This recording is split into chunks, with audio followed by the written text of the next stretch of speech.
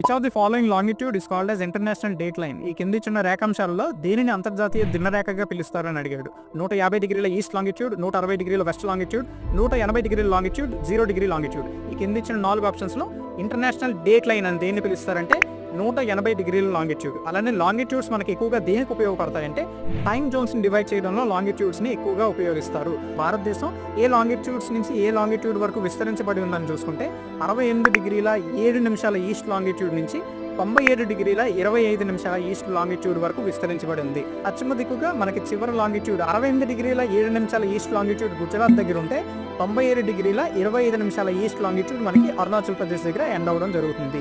అలానే Indian standard time అని 82.5 డిగ్రీల లాంగిట్యూడ్ పిలవడం జరుగుతుంది. ఇది మొత్తంగా 5 స్టేట్స్ గుండా పాస్ అవుతుంది. ఉత్తరప్రదేశ్లో మిర్జాపూర్ నుంచి చూసుకుంటే మధ్యప్రదేశ్, ఛత్తీస్గఢ్, ఒరిస్సా అండ్ ఆంధ్రప్రదేశ్ నుంచి కూడా ఇండియన్ స్టాండర్డ్ టైం అనేది పాస్ అవ్వడం జరుగుతుంది.